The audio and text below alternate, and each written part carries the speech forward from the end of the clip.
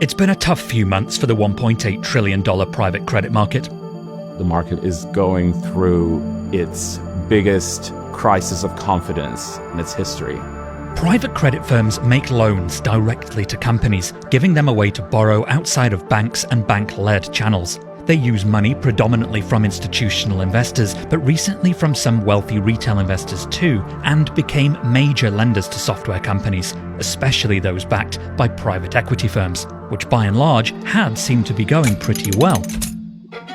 Now you just have this existential risk in the form of AI that can change everything, and private credit's just at the center of that now. Late last year, concerned retail investors started trying to pull their money out. Blue Owl allowed investors to take 15% of shares out of one of its private credit funds.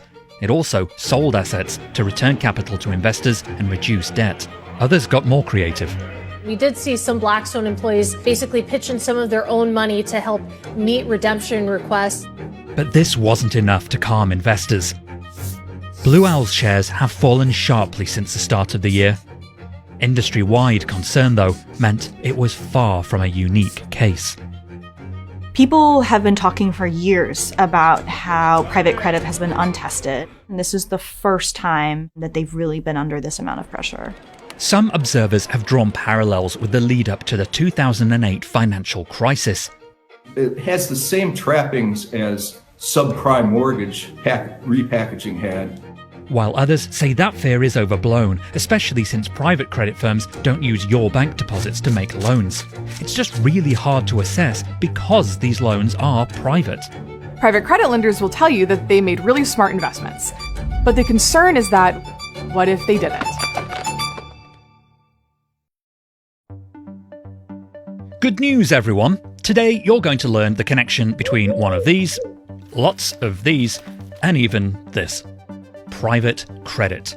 We can think of private credit as lending that's not arranged by banks. It could be an insurance company, or in many cases these days it could be a private credit fund. These deals are managed by some of the biggest names in private markets, like Blackstone, BlackRock, Blue Owl, and even some not named after colours, Greek gods for instance. But what is it? It's really a very broad umbrella term that refers to multiple forms of lending. The type that's in the news most these days is what's called direct lending, and that's when basically these institutions lend money directly to companies. If you're a company and you need to borrow money, you might go to a bank, but if you're really, really big, a bank can't provide that much of a loan to a single company. So instead, you go to the debt capital markets, where a bank arranges a bond or loan and sells it on to multiple investors, for a fee, of course. Private credit is a way to accomplish the same type of transaction, but just directly between the borrower and the ultimate buyer of that debt, cutting out all those middle stages. And it became central to the global financial system. Back in 2015, I think this market was around $500 billion. The overall assets under management for private credit is roughly $1.8 trillion as of today. The $1.8 trillion market that most people talk about is just a subset of what some managers see as a total opportunity of as big as $40 trillion. In other words, the current market's just the tip of the iceberg for private credit. Far bigger opportunities lurk underneath. There's supply chain finance, there is consumer auto loans, mortgages, there is railcar financing, there is different kinds of trade financing, music royalties. We did a story last year about them getting into things that would have normally been financed by municipal bonds. A lot of lenders, especially places like Apollo, feel like the sky's the limit. About 2/3 of the private debt market is in North America. Europe takes the next biggest slice, followed by Asia Pacific and the rest of the world. I mean, you could say private credit has been around for decades, really. I think the 1980s is probably when a lot of this started. But really, back then it looked nothing like it does today. One event in particular didn't so much grease the wheels as crash the car and set fire to it.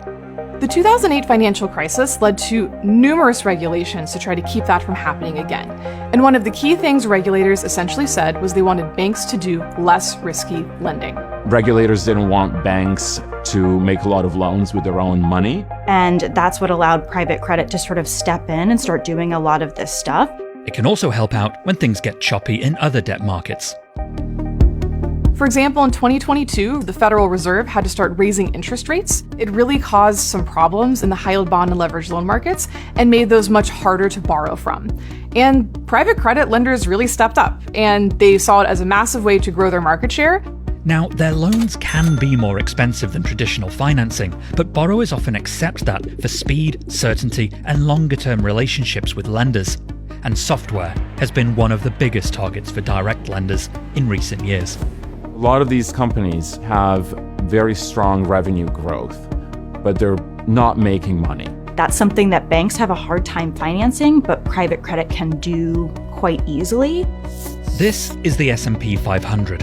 And since 2022, firms like Ares, Apollo, Blackstone, and Blue Owl have seen their share prices generally outperform it as they expanded their credit strategies and grew their assets under management.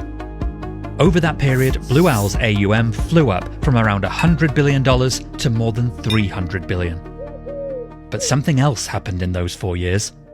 OpenAI is now valued at $852 billion. Anthropic's making headlines almost on a weekly basis. Yeah. The rise of AI has completely upended the private credit market. So now the spotlight is on how much exposure private credit firms have to software. And so retail investors in particular have been putting their money. Shares of KKR and Blue Owl were down as much as 10%. Blue Owl is one of the most exposed.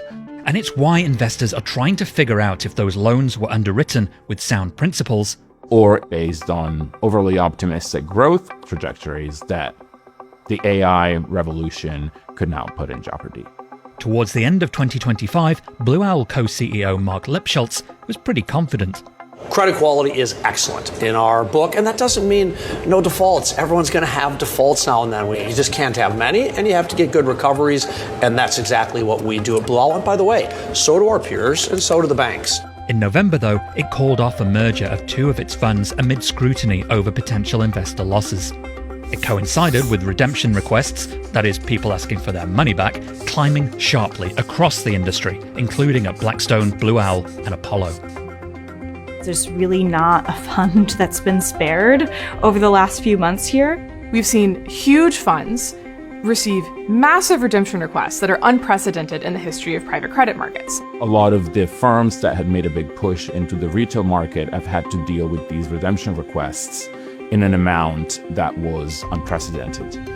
And to preserve the value of the funds, they've had to limit, in many cases, the amount of money that investors could take out.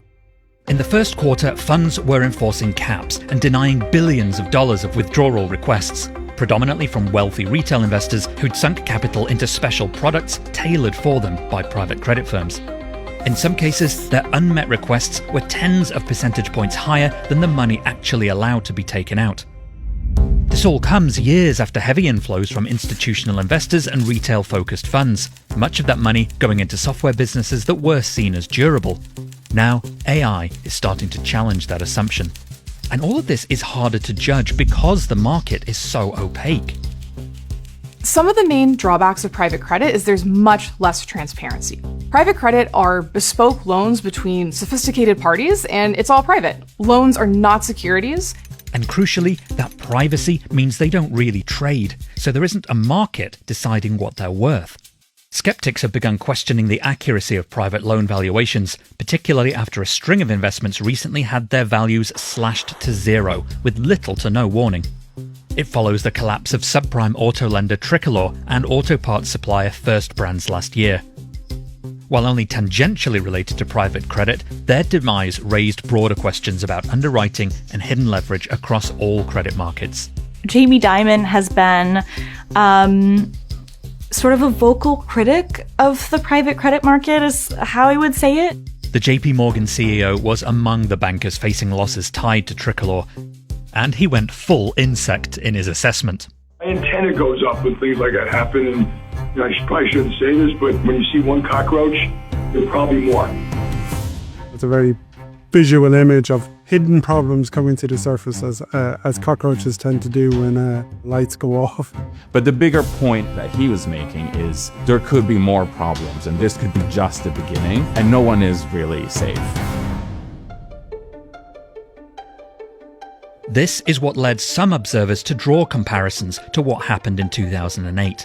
I think the counter-argument to that is that the regulation following the 2008 financial crisis intentionally pushed risky lending off of bank balance sheets and instead ended up with investors.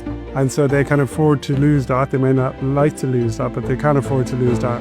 We're not really seeing that sort of widespread distress just yet.